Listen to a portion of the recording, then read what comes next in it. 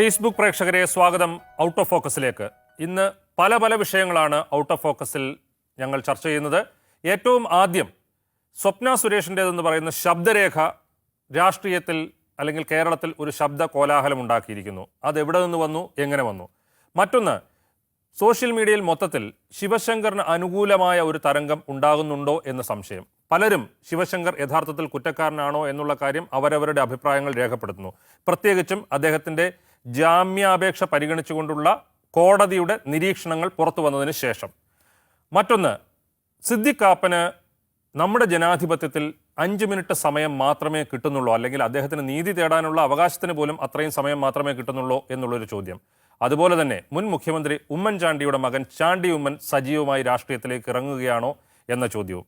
ആദ്യം അഭിലാഷ്, ഈ ശബ്ദരേഖ എന്ത് തരത്തിലുള്ള ശബ്ദമാണ് കേരള രാഷ്ട്രീയത്തിൽ ഉണ്ടാക്കിക്കൊണ്ടിരിക്കുന്നത്? ശബ്ദരേഖ പുറത്തു വന്ന സമയം ഒരു വളരെ നിർണായകമാണ് എന്ന് പറയേണ്ടി വരും. ഈ ശബ്ദരേഖ ഇല്ലായിരുന്നെങ്കിൽ എന്ന് ഒന്ന് ആലോചിച്ച് നോക്കൂ. സ്വപ്നയുടെ മൊഴി മുഖ്യമന്ത്രിക്കെതിരെ, മുഖ്യമന്ത്രിക്ക് വേണ്ടി ശിവശങ്കറിനൊപ്പം ദുബായിൽ പോയി ഫിനാൻഷ്യൽ നെഗോസിയേഷൻസ് നടത്തി എന്നുള്ളതൊരു വലിയ ബ്രേക്കിംഗ് ന്യൂസ് അല്ലേ? അപ്പോൾ ആ ബ്രേക്കിംഗ് ന്യൂസ് നിർവീര്യമാക്കപ്പെട്ടു എന്നുള്ളതാണ്. ഒരു ബ്രേക്കിംഗ് ന്യൂസിന് പറ്റിയ വണ്ണമുള്ള മൊഴികൾ സെലക്റ്റീവായി മാധ്യമങ്ങളുടെ മുമ്പിലേക്ക് എത്തുന്നുണ്ട്. അതുപോലത്തെ ഒരു മൊഴിയായിരുന്നു ഇത്. മുഖ്യമന്ത്രിക്ക് വേണ്ടി ഫൈനാൻഷ്യൽ നെഗോസിയേഷൻസിന് വേണ്ടി ഞാൻ ശിവശങ്കറിനൊപ്പം ദുബായിക്ക് പോയി എന്ന് സ്വപ്ന സുരേഷിൻ്റെ മൊഴി എന്നുള്ളതൊരു വലിയ വാർത്തയാണല്ലോ. അതൊരു ബ്രേക്കിംഗ് ന്യൂസാണ്, നിരവധി ദിവസത്തെ ചർച്ചയ്ക്കുള്ള ഒരു വാർത്തയുമാണ്. അപ്പോൾ ആ ഒരു അസാധ്യത ഇല്ലാതായി എന്ന് പറയുന്നില്ല. കാരണം അതൊരു മൊഴിയായി എന്തായാലും രേഖപ്പെടുത്തപ്പെട്ടിട്ടുണ്ട്. അതിൽ ഒപ്പിട്ട കാര്യം സ്വപ്ന പറയുന്നുണ്ടല്ലോ. അപ്പോൾ അതെന്തായാലും മൊഴിയായി രേഖപ്പെടുത്തപ്പെട്ടിട്ടുണ്ട്. അതിന് ഏത് വിധത്തിൽ പുറത്തു വരുമെന്നറിയില്ല. പക്ഷേ അതിൻ്റെ പ്രഹരശേഷി ഇല്ലാതായി എന്നുള്ളതാണ് ഈ ശബ്ദരേഖ പുറത്തു വന്നതുമായി ബന്ധപ്പെട്ട ഏറ്റവും പ്രധാനപ്പെട്ട കാര്യം.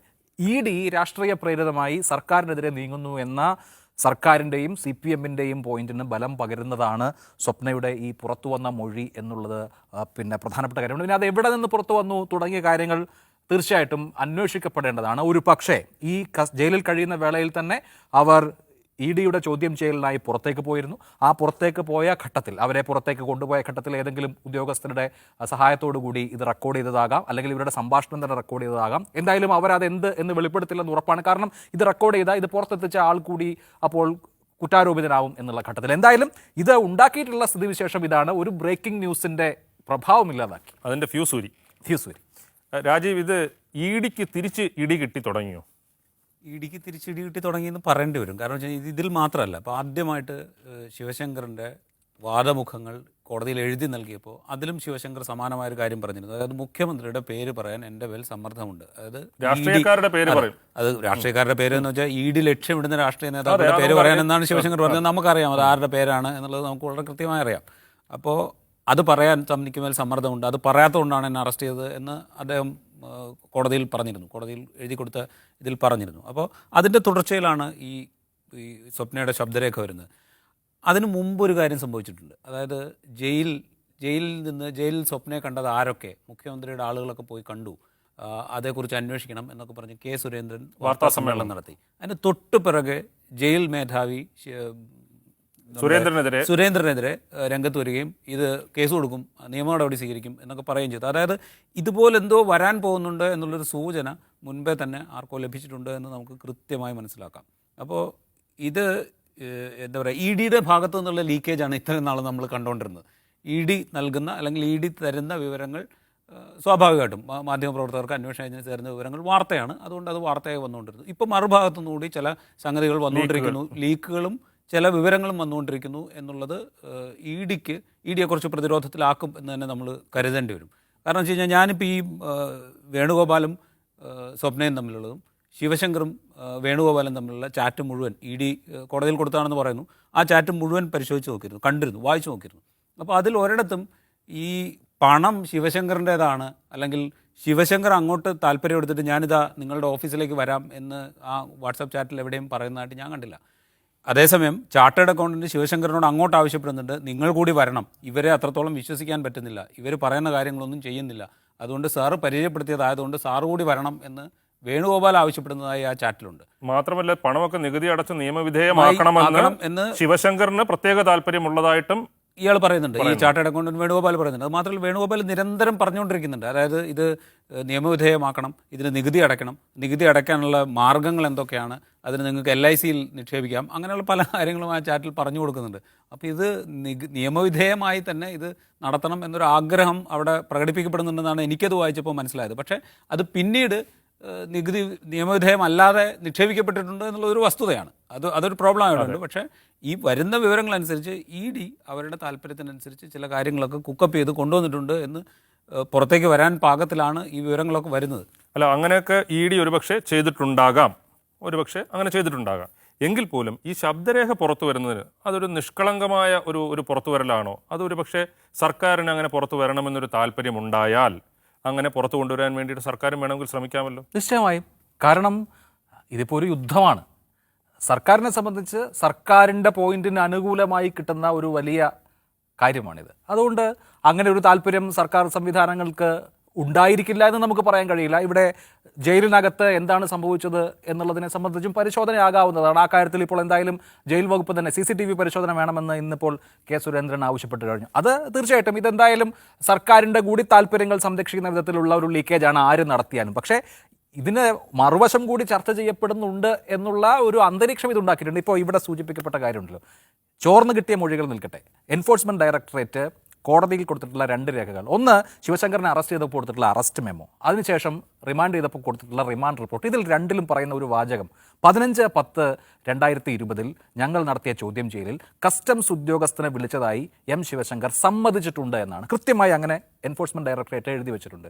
ഇന്നലെ ശിവശങ്കറിന് ജാമ്യം നിഷേധിച്ചുകൊണ്ട് കോടതി ഉത്തരവിറക്കിയപ്പോൾ ആ കോടതിയുടെ ഉത്തരവ് വളരെ സ്പെസിഫിക് ആയി പറയുന്ന ഒരു കാര്യം, ഈ പറഞ്ഞതുപോലെ 15/10/2020 നടത്തിയ ചോദ്യം ചെയ്യലിൽ അങ്ങനെ ഒരു പ്രസ്താവന ശിവശങ്കറിൽ നിന്ന് ഉണ്ടായിട്ടില്ല എന്ന് കോടതി പറയുന്നു. അങ്ങനെ ഒന്നും ഉണ്ടായതായി സീൽഡ് കവറിൽ, പുറത്തു പറഞ്ഞ കാര്യങ്ങളിലല്ല, സീൽഡ് കവറിൽ ED നൽകിയ വിവരങ്ങളിൽ നിന്ന് അങ്ങനെ ഒരു കാര്യം കോടതിക്ക് മനസ്സിലാക്കാൻ കഴിയുന്നില്ല എന്ന് പറയുന്നു. അപ്പോൾ ED റെക്കോർഡിക്കലായി പറയുന്ന കാര്യങ്ങളിൽ പോലും വളരെ നമുക്ക് പെട്ടെന്ന് ഒറ്റ നോട്ടത്തിൽ കാണാവുന്ന വൈരുദ്ധ്യങ്ങൾ വരുന്നുണ്ട്. അതുകൊണ്ട് ഇത് നിഷ്കളങ്കമായ ഒരു കേസായി കാണാൻ കഴിയുന്ന ഒരു കേസല്ല. അതുകൊണ്ട് എനിക്ക് തോന്നുന്നു ഇനി 2 ഭാഗത്തു നിന്നുമുള്ള ലീക്കേജുകളും അല്ലെങ്കിൽ 2 ഭാഗത്തു നിന്നുമുള്ള കാര്യങ്ങൾ വരാനുള്ള സാധ്യതയാണ് കാണുന്നത്. ഈ ശബ്ദരേഖ യഥാർത്ഥത്തിൽ സ്വപ്നയുടെ തന്നെയാണോ എന്നുള്ളത് പരിശോധിക്കാൻ EDയും ശ്രമം നടത്തുന്നതായിട്ടാണ് EDയുടെ ഭാഗത്ത് നിന്ന് വരുന്ന വിവരം. അതെ, അവരല്പം ഒന്ന് ഡിഫെൻസീവ് ആയിട്ടുണ്ട് എന്ന് തോന്നുന്നു. കാരണം ഇപ്പോൾ പ്രത്യേകിച്ച് കോടതി പറഞ്ഞിരിക്കുന്ന ചില കാര്യങ്ങൾ കൂടി നമ്മൾ പ്രത്യേകം ശ്രദ്ധിക്കണം. ജാമ്യം ശിവശങ്കറിന് അതിലേക്ക് വരാം, ആ വിഷയത്തിലേക്ക് വരാം. അതിനു മുമ്പ് ഇതിപ്പം ഒരു ED അല്പം ഈ ശബ്ദരേഖ പരിശോധിക്കണം എന്നൊക്കെ ഉള്ളത് പറയുമ്പോൾ ED ഒന്ന് പ്രതിരോധത്തിലായിട്ടുണ്ട്.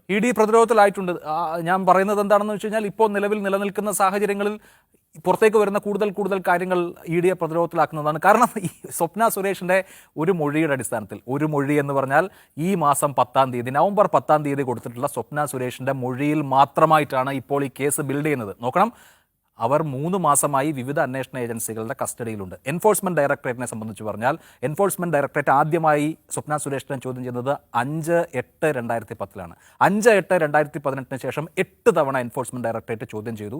100 മണിക്കൂറിലധികം നേരം എൻഫോഴ്സ്മെന്റ് ഡയറക്ടറേറ്റ് മാത്രം സ്വപ്ന സുരേഷിനെ ചോദ്യം ചെയ്തിട്ടുണ്ട്. അവർ ഈ 8 തവണ കൊടുത്ത മൊഴിയിൽ നിന്ന് ഘടകവിരുദ്ധമായിട്ടുള്ള ഒരു മൊഴി ഈ കഴിഞ്ഞ ദിവസം കൊടുത്തിട്ടുണ്ട് എന്ന് പറയുമ്പോൾ അത് സമ്പാദിച്ചതാണോ, ഒരു ഫ്രെയിമിനകത്ത് വെച്ചിട്ട് അവരെ അങ്ങനെ മൊഴി പറയിപ്പിച്ചതാണോ എന്ന സംശയം പൊതുസമൂഹത്തിന് മാത്രമല്ല കോടതിക്ക് പോലും ഉണ്ട്. കോടതി ഈ മൊഴി ഒരു തറോ സ്ക്രൂട്ടിനിക്ക് വിധേയമാക്കണം എന്ന് പറയുന്നുണ്ട്. അതായത് വിശ്വസനീയമായ മൊഴിയാണ് ഇത് എന്ന് ഈ കേസ് ബിൽഡ് ചെയ്തിരിക്കുന്ന, ഇപ്പോൾ വന്നിരിക്കുന്ന നവംബർ 10-ലെ മൊഴി വിശ്വസനീയമാണോ അല്ലയോ എന്നുള്ള കാര്യത്തിൽ ഇതുമായി ബന്ധപ്പെട്ട രേഖകൾ പരിശോധിച്ച കോടതിക്ക് പോലും ഉറപ്പില്ല എന്നിരിക്കെ എൻഫോഴ്സ്മെന്റ് ഡയറക്ടറേറ്റ് സമ്പൂർണ്ണമായി പ്രതിരോധത്തിലാണ് എന്ന് പറയാം. അതിന് പിറകെയാണ് ഈ ഓഡിയോ ക്ലിപ്പ് പുറത്തു വരുന്നത്. അവർ പറയുന്നത് എന്താണ്, എന്നെ ഈ തരത്തിൽ മൊഴി നൽകാൻ ED നിർബന്ധിച്ചു എന്നുള്ളതാണ്. അപ്പോൾ ഒരു മൊഴി ഉണ്ടാക്കുകയാണ്. ഈ സ്വപ്ന സുരേഷ് എന്ന സ്ത്രീയെ ഉപയോഗിച്ച് അവരുടെ ഒരു മൊഴി ഉണ്ടാക്കി അതിൻ്റെ അടിസ്ഥാനത്തിൽ കേസ് ബിൽഡ് ചെയ്യുക ആണ് ഇപ്പോൾ എൻഫോഴ്സ്മെന്റ് ഡയറക്ടറേറ്റ് ചെയ്യുന്നതെന്ന സംശയത്തിന് ആക്കം കൂട്ടുന്നതാണ് ഈ പറയുന്ന ഓഡിയോ ക്ലിപ്പിൻ്റെ ലീക്കേജ്. രാജീവ്, ഇതിനകത്ത് ഏറ്റവും അവസാനം ഒരു കാര്യം കൂടെ. ഇപ്പോൾ ജാമ്യാപേക്ഷ പരിഗണിച്ചുകൊണ്ട് കോടതി ചില പരാമർശങ്ങൾ നടത്തിയിരിക്കുന്നത്, അത് കോടതിയാണ് പരാമർശം എന്നുള്ളത് അടിവരയിട്ട് പറയേണ്ട കാര്യമാണ്. അത് മാത്രമല്ല ഓർഡറിനകത്ത് പറയുന്നുണ്ട്. എന്നാൽ ശബ്ദരേഖ പുറത്തു വരുന്നു. ശബ്ദരേഖ പുറത്തു വരും അല്ലെങ്കിൽ പുറത്തു വരുത്താൻ വേണ്ടിയിട്ട് സർക്കാർ ഒരു ശ്രമം നടത്തിയിട്ടുണ്ട് എന്ന് വിചാരിക്കുക. അങ്ങനെ ഉണ്ടെങ്കിൽ തന്നെ അതിൻ്റെ ടൈമിംഗ് പ്രധാനമാണ്. പ്രത്യേകിച്ചും മുഖ്യമന്ത്രിയുടെ അഡീഷണൽ പ്രൈവറ്റ് സെക്രട്ടറിയായ CM രവീന്ദ്രന് നോട്ടീസ് കൊടുത്തിട്ടുണ്ട്. അദ്ദേഹത്തിന് കോവിഡ് ആയത് കാരണം അദ്ദേഹത്തിന് ഹാജരാകാൻ കഴിഞ്ഞില്ല. അദ്ദേഹം ഇപ്പോൾ ആശുപത്രി വിട്ടു. ഇനി അതിൻ്റെ ഈ ബാക്കി റിവേഴ്സ് ക്വാറന്റൈൻ കഴിയുമ്പോൾ അദ്ദേഹത്തിന് ഒരുപക്ഷെ വീണ്ടും നോട്ടീസ് കൊടുക്കും, അദ്ദേഹം ചോദ്യം അല്ലെങ്കിൽ ഈ EDയുടെ മറ്റ് നടപടിക്രമങ്ങൾക്ക് വിധേയനാകണം. അതിന് മുൻപാണ് ഇ ഡിയെക്കുറിച്ച് പരാമർശിക്കുന്ന ഈ ശബ്ദരേഖ പുറത്തു വരുന്നത്. ഈ സമയം വളരെ പ്രധാനമാണ്. ഇത് ഈ CM രവീന്ദ്രനെ ചോദ്യം ചെയ്യാൻ വിളിപ്പിച്ചു എന്നുള്ളതൊന്നും മാത്രമല്ല. ഇപ്പോൾ അഭിലാഷ് പറഞ്ഞല്ലോ, ഈ മുഖ്യമന്ത്രിക്ക് വേണ്ടി വിദേശത്ത് പോയി ധനസമാഹരണത്തിന് ശ്രമിച്ചു ഞാനും ശിവശങ്കരനും കൂടി എന്നൊരു മൊഴി പുറത്തു വന്നിരുന്നെങ്കിൽ അത് വലിയ വാർത്ത മാത്രമല്ല ആകുക. ചിലപ്പോൾ മുഖ്യമന്ത്രിക്ക് രാജിവെക്കേണ്ടി വരും. കാരണം വെച്ച് കഴിഞ്ഞാൽ അത്ര ഗൗരവമുള്ളൊരു ആരോപണമാണ് ഉന്നയിക്കപ്പെടുന്നത്, അത്ര ഒരു ഗൗരവമുള്ളൊരു ആരോപണമാണ് പൊതുസമൂഹത്തിന് മുന്നിലേക്ക് വരുന്നത്. സ്വാഭാവികമായിട്ടും മുഖ്യമന്ത്രിക്ക് പ്രതിയാണ് പറയുന്നതെന്നുള്ള ആനുകൂല്യം മുഖ്യമന്ത്രിക്ക് കിട്ടില്ല. മാത്രമല്ല, ഒരു കാരണവശാലും കിട്ടില്ല. വിധേയനാവുകയാണല്ലോ, മൊഴിയെടുക്കണ്ടേ? കാരണം മൊഴിയെടുക്കേണ്ടി വരും, അന്വേഷണത്തിന് വിധേയനാവണം. കേരളത്തിൻ്റെ എക്സിക്യൂട്ടീവിനെ ഹെഡ് ചെയ്യുന്ന ഒരാൾ ഇത്തരം കേസിലൊരു അന്വേഷണത്തിൻ്റെ ചോദ്യം ചെയ്യലിന് പോകുന്നു എന്ന് പറഞ്ഞാൽ അദ്ദേഹത്തിന് പിന്നെ സ്ഥാനത്ത് തുടരാൻ പറ്റില്ല. അപ്പം അത്തരം ഒരു സാഹചര്യം ഉണ്ട് എന്ന് സർക്കാർ മനസ്സിലാക്കുന്നുണ്ടാവും. ഇതേപോലെ നമ്മളിപ്പോൾ EDയുടെ ഒക്കെ കാര്യം പറയുന്ന പോലെ, അല്ലെങ്കിൽ EDയിൽ നിന്ന് വിവരങ്ങൾ ശേഖരിക്കാൻ നമ്മൾ ശ്രമിക്കുന്നത് പോലെ പാരലായി സർക്കാരും ശ്രമിക്കുന്നുണ്ടാവുമല്ലോ ഇത് എന്താണ് നടന്നുകൊണ്ടിരിക്കുന്നതെന്ന് അറിയാൻ വേണ്ടിയിട്ട്. സ്വാഭാവികമായിട്ടും അവർ കൃത്യസമയത്ത് ഇത് പുറത്തേക്ക് വരണം എന്ന് തീരുമാനിച്ചിട്ടുണ്ടാവും. അതിൻ്റെ അടിസ്ഥാനത്തിൽ അവരത് പുറത്തേക്ക് വിട്ടിട്ടുണ്ടാവും. മാത്രമല്ല, തദ്ദേശഭരണ തെരഞ്ഞെടുപ്പ് നടക്കുകയാണ്. തദ്ദേശഭരണ തെരഞ്ഞെടുപ്പിൽ പ്രാദേശിക വിഷയങ്ങളാണ് പ്രധാനമായും ചർച്ച ചെയ്യപ്പെടുക. പക്ഷേ എന്നാലും ഇതൊരു പൊതുവിഷയമായി ജനങ്ങളുടെ മുമ്പിലുണ്ടാവും. അപ്പോൾ അവിടെ സ്വാഭാവികമായിട്ടും സൃഷ്ടിക്കപ്പെടാൻ പോകുന്ന സംശയം എന്തായിരിക്കും? മുഖ്യമന്ത്രിയെ സംശയത്തിന് നിലനിർത്തുക എന്നുള്ളത് തന്നെയായിരിക്കും. പൊളിറ്റിക്കലായിട്ട് അത് തന്നെ. ഓക്കെ.